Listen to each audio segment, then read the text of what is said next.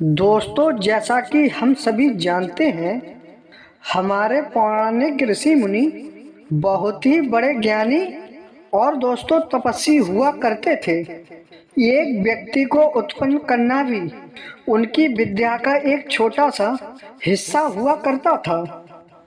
इसी तत्व के अंतर्गत आज के इस खास वीडियो में हम ऋषि श्रृंगी, जो भगवान राम के बहन के पति थे, उनके विचित्र जन्म के बारे में जानेंगे कि आखिर कैसे उनका जन्म एक हिरनी के गर्भ से हुआ था। दोस्तों, वीडियो में आगे बढ़ने से पहले अगर आप भगवान श्री कृष्ण जी को मानते हो और श्री राम के भक्त हैं, वो कमेंट में जय श्री कृष्ण जय श्री राम अवश्य लिखें। एक बार महर्षि लोवर ने युधिष्ठिर ने श्रृंगी की कथा बताते हुए कहा कि श्रृंगी ऋषि का जन्म एक हिरनी के गर्भ से हुआ था और उनके पिता कश्यप मुनि के पुत्र महर्षि विभानन थे। इतनी रोचक बात को सुनकर युधिष्ठिर ने लोवर ऋषि से पूछा, महर्षि, एक मनुष्य योनि का जीव एक पशु के योनि के जीवन से ये संसार कैसे कर सकता है? यहाँ ना तो धर्म संगत है और ना तो व्यवहार संबंध है, और फिर इस संसार से एक बच्चे की प्राप्ति कैसे हो सकती है? और इस प्राकृतिक संसाधन से जन्मा हुआ बच्चा एक महान ऋषि कैसे हो सकता है? कृपया मुझे इन सब बातों का विस्तार पूर्वक समझाइए। तब लोमस ऋषि ने युधिष्ठिर से कहा, सारी कथा विस्तार पूर्वक बताई थी। उन्होंने कहा था, महर्षि कश्यप के पुत्र एक बहुत बड़े तपस्वी थे और ऋषि भी थे। विभानन कठोर तप किया करते थे। उनकी तपस्या इतनी कठिन की थी कि उनके जैसी तपस्या करना इस धरती पर दूसरा कोई नहीं था। अपनी तपस्या के प्रभाव से प्रजाति ब्रह्मा वैदिक ब्रह्मांड होते थे। उन्होंने अपने वीर को उपभोक्त रखते हुए इस तपस्या को प्रारंभ किया था और उसे लगातार बनाए रखने उनकी तेज से देवताओं में भी जलन उत्पन्न होने लगी थी। वे सभी देवता उनके तेज को अपने आगे बर्दाश्त नहीं कर पा रहे थे। इसलिए उन्होंने इंद्र से इसके लिए याचना की कि किसी तरह ऋषि विभांडक की तपस्या को खंडित किया जाए। इंद्र हमेशा ये भयभीत रहा करते थे कि अपनी तपस्या से कोई भी उनकी इंद्र पितल को प्राप्त न कर ले। वे देवताओं के बातों में आ गए।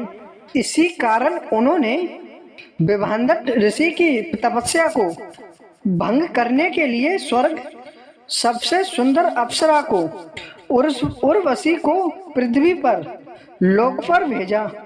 जब स्नान करने के लिए ऋषि विभांडक सरोवर पर गए, सभी देवराज इंद्र के भेजे हुई अप्सरा बड़े ही कामुक अंदाज में सरोवर के पास आई और सरोवर में स्नान कर रहे ऋषि विभांडक को लुभाने लगी। विभांडक का मुख उर्वशी को देखकर विभांडक ऋषि के मन में तीन इंद्र वासना जाग उठी। इसलिए उनका वीर्यपात पानी के अंदर और पानी में घुल मिल गया। पानी के अंदर वीर्य गिर जाने के कारण विभांडक ऋषि की वर्षों की तपस्या भंग हो गई। ऋषि का वीर्यपात होते ही उर्वशी अपने स्वर्ग लोक चली गई।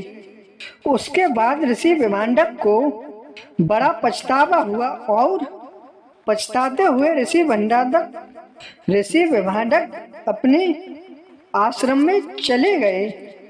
थोड़ी देर बाद एक प्यासी हिरनी जो सरोवर के पास आकर पानी पीने लगी। पानी पीते समय प्यासी हिरनी पानी के साथ साथ पानी में गिरा हुआ ऋषि का वीर्य भी पी जाती है। ऋषि का वीर्य पीने के कारण ही हिरनी गर्भ धारण कर लेती है, जिस कारण कुछ दिन के बाद हिरनी एक बच्चे को जन्म दिया, जिसके मस्तक पर एक सिंह उसके मस्तक पर एक सिंह होने के कारण उनका नाम श्रृंगी पड़ा। आगे चलकर वही एक महान ऋषि श्रृंगी हुए। फिर युधिष्ठिर इतना सुनने के बाद लोमस ऋषि से कहते हैं कि महर्षि एक बात बताइए कि पानी के साथ वीर्य पीने से एक हिरनी का गर्भ कैसे ठहर सकता है? यह तो प्रकृति या तो किसी तरह से स्वीकार नहीं किया जा सकता है। तब महर्षि लोमस बताते हैं कि वह हिरनी कोई आम आदमी नहीं थी, बल्कि अपने पूर्व जन्म में एक देव कन्या थी। उसे श्राप मिला था कि देव पशु योनि में अवतरित हो जाएगी। ब्रह्मा जी ने उसके श्राप से मुक्ति के उपाय बताया था कि जब विभांडक ऋषि का वीर्य वह अपने गर्भ में धारण करेगी और एक पुत्र को उत्पन्न कर देगी, तो वह श्राप से मुक्त होकर के वापस देव कन्या बन जाएगी। और यही हुआ, बच्चे को जन्म देकर वह देव कन्या बन गई और बच्चे को ऋषि बन गए। विभांडक को यहाँ छोड़ वह स्वर्ग चली गई। दोस्तों, इस प्रकार श्रृंगी ऋषि का जन्म एक हिरनी के गर्भ से हुआ था। उसके बाद उस बच्चे का पालन पोषण स्वयं ऋषि विभांडक ने किया था। दोस्तों, अगर वीडियो अच्छी लगी हो तो वीडियो को लाइक एवं कमेंट अवश्य करें दोस्तों। और साथ में अभी तक हमारे इस चैनल को मित्रों सब्सक्राइब नहीं किया है तो प्लीज एक सब्सक्राइब मित्रों अवश्य करें और साथ में एक छोटा सा बटन बेल आइकन का अलाव अवश्य करें। और दोस्तों, आप भी अपने मित्रों को सेंड अवश्य करें। धन्यवाद। मिलते हैं नेक्स्ट वीडियो में।